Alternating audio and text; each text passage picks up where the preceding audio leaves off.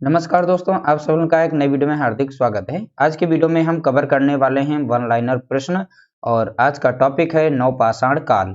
इसको अन्य नाम से जानते हैं आप उत्तर पाषाण काल के नाम से। ठीक है, तो नवपाषाण काल का दूसरा नाम है उत्तर पाषाण काल। ठीक है, तो चलिए इससे संबंधित जो भी प्रश्न हमारे पास हैं अति महत्वपूर्ण हैं और आपके एग्जाम्स के लिए बहुत ही अच्छे साबित होंगे। वीडियो को स्टार्ट करते हैं। बहुत से प्रश्न आप लोगों को नए देखने को मिल जाएंगे इसमें और इससे एक्यूरेसी आपकी बहुत ही अच्छी हो जाएगी, यानी करेक्ट आंसर फटाफट आप निकाल लेंगे। भारत में नवपाषाण काल से संबंधित पुरातात्विक खोज प्रारंभ करने का श्रेय किसे है या किसको जाता है? क्वेश्चन को अच्छे से पढ़ेंगे, उसके बाद आप आंसर पढ़ेंगे। ठीक है, डॉक्टर प्राइम रोज इसका राइट आंसर आप बताएंगे, डॉक्टर प्राइम रोज। अगला प्रश्न है, नवपाषाण कालीन मानव किन हथियारों का प्रयोग करते थे? तो नवपाषाण कालीन जो मानव थे वो किन हथियारों का उपयोग करते थे या प्रयोग करते थे? तो आप बताएंगे पालिशदार पत्थर के बने हथियारों का प्रयोग करते थे। तो किस प्रकार के पालिशदार पत्थर के बने हथियारों का प्रयोग करते थे?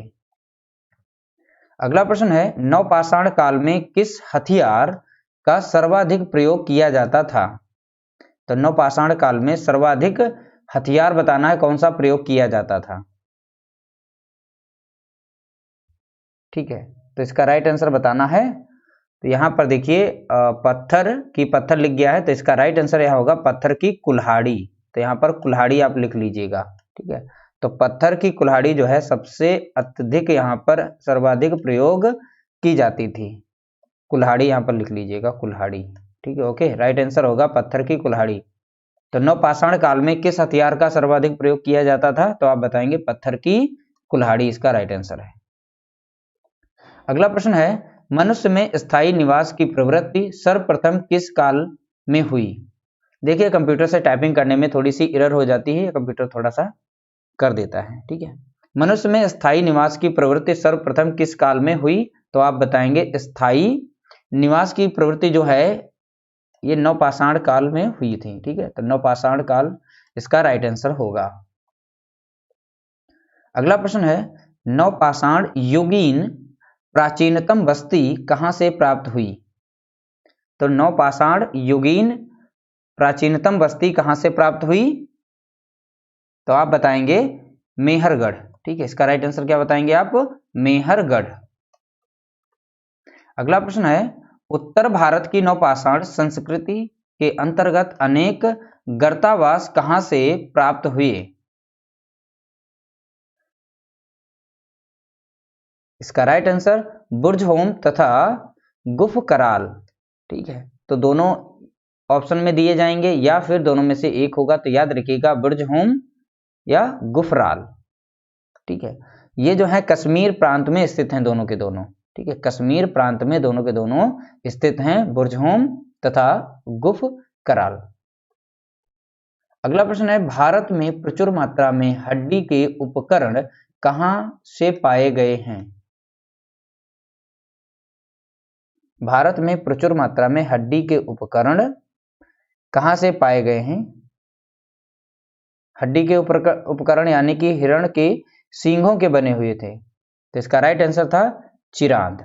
अब ये चिरांद कहां पड़ता है? तो आप बताएंगे पटना के पास। चिरांद कहां पड़ता है? पटना के पास। अगला है, कहां की कब्रों में पालतू कुत्ते अपने मालिक के साथ दफनाए जाते थे? अगला प्रश्न है, कहां की कब्रों में पालतू कुत्ते अपने मालिक के साथ दफनाए जाते थे? इसका राइट आंसर है बुर्जहोम। राइट आंसर क्या है? तो आप बताएंगे बुर्जहोम। अब बुर्जहोम कहां पर पड़ता है? तो आप बताएंगे कश्मीर प्रांत में। अगला है, किस काल के मानव ने सर्वप्रथम कृषि कार्य की शुरुआत की? किस काल के मानव ने सर्वप्रथम कृषि कार्य की शुरुआत की? तो आप बताएंगे इसका राइट आंसर नवपाषाण काल। ठीक, इसका राइट आंसर क्या बताएंगे? नवपाषाण काल। अगला प्रश्न है, पहिए का आविष्कार सबसे पहले किस काल में हुआ? पहिए का आविष्कार सबसे पहले किस काल में हुआ? इसका राइट आंसर है नवपाषाण काल में। राइट आंसर क्या है इसका? तो आप बताएंगे नवपाषाण काल। अगला प्रश्न है कृषि के लिए अपनाई गई सबसे प्राचीन फसल थी। तो कृषि के लिए अपनाई गई सबसे प्राचीन फसल तो आप बताएंगे गेहूं। गेहूं के बाद दूसरे नंबर पर आती है जौ। ठीक है, याद रखिएगा, गेहूं पहले नंबर पर और दूसरे नंबर पर जौ। अगला प्रश्न है चावल का प्राचीनतम साक्ष्य कहां से प्राप्त होता है। चावल का प्राचीनतम साक्ष्य कहां से प्राप्त होता है।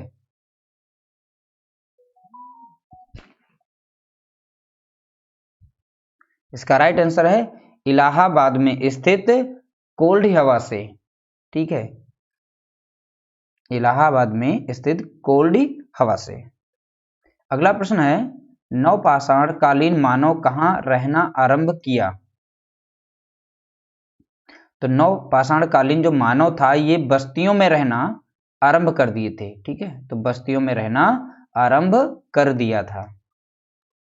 अगला प्रश्न है किस काल के मानव ने सर्वप्रथम मिट्टी के बर्तनों का आविष्कार किया जिसे वह चाक पर बनाता था। तो आप बताएंगे नवपाषाण कालीन मानव। तो मिट्टी के बर्तनों का आविष्कार किस काल में हुआ तो आप बताएंगे नवपाषाण काल में।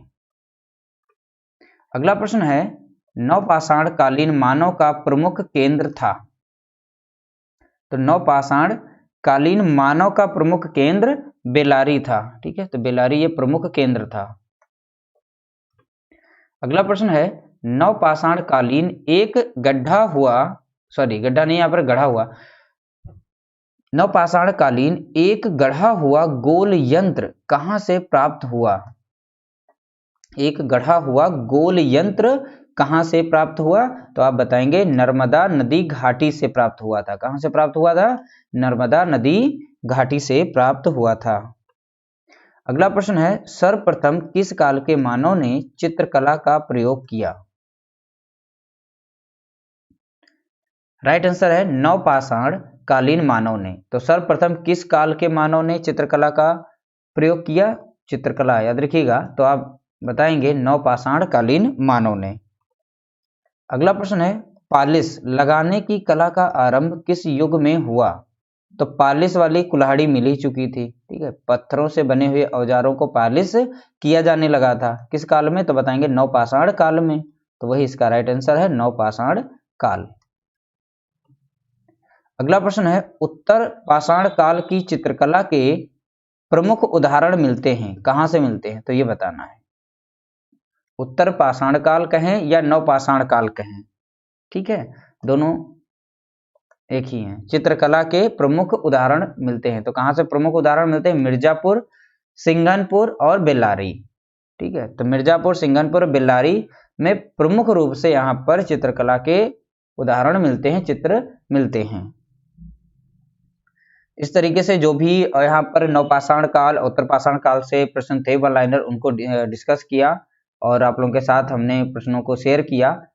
अगर वीडियो अच्छी लगी हो तो प्लीज आप लोग लाइक कर देना, शेयर कर देना। चैनल को अगर आपने सब्सक्राइब नहीं किया है तो प्लीज आप लोग सब्सक्राइब जरूर कर लीजिएगा। रेगुलर आप लोगों को वीडियोस देखने को मिलेंगी हमारे चैनल पर। वीडियो अच्छा लगा तो वीडियो को लाइक करना, शेयर करना, चैनल पर नया चलो सब्सक्राइब कर लीजिए। मिलते हैं नई वीडियो के साथ, तब तक के लिए नमस्कार, जय हिंद, जय भारत, वंदे मातरम।